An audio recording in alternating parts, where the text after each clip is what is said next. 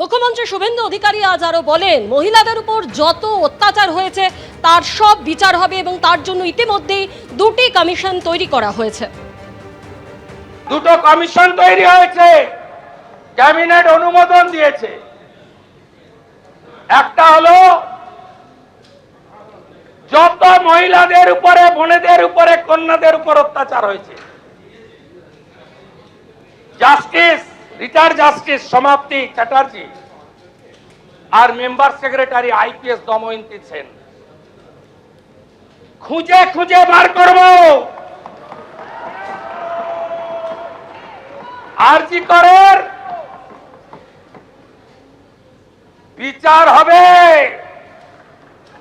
গোটা বাংলায় আমাদেরকে জিতিয়ে এনেছে। অভয়ের বিচার দিতে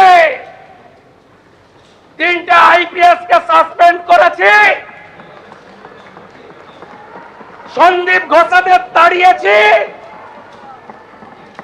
বাকি যা আছে পরিষ্কার করব।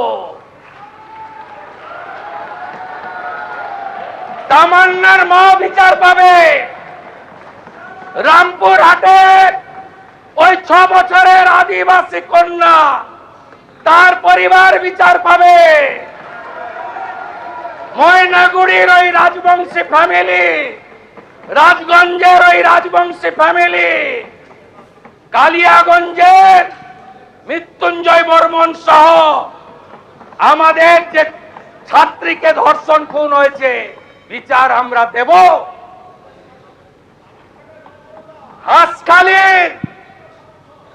হাঁসখালির নমসূত্র পরিবার, কামদুনি থেকে Kasba law college, zero tolerance,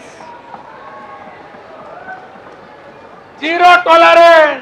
বীরভূমে পাথরে কি করেছেন? সবাই ল্যাম্পপোস্ট ছিলেন, আসল তো যুবরাজ। সরকারি টাকা ক্যামাক স্ট্রিট হয়ে দুবাইয়ে, সবকিছুর হিসেব হবে, হুঁশিয়ারি মুখ্যমন্ত্রী। বীরভূমে পাথরে কি করেছেন জানেন? আপনাদের হাতে ছিল পাটি, সব ল্যাম্পপোস্ট ছিলেন, আসল তো যুবরাজ, আসল তো ভানুয়াতু। প্রতিবাদ করেননি? আমার বুকের পাটা ছিল, আমি প্রতিবাদ করেছি।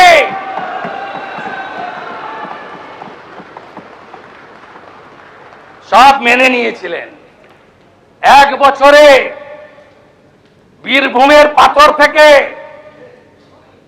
রেভিনিউ দিয়েছেন 60 কোটি টাকা। আর আমরা 9 মে শপথ নেওয়ার পরে 1 মাসে রেভিনিউ দিয়েছি 83 কোটি টাকা। করুন 83 গুণিতক, এটা 100 কোটি হবে। 83 গুণিতক 12, 1200 কোটি। পশ্চিমবঙ্গ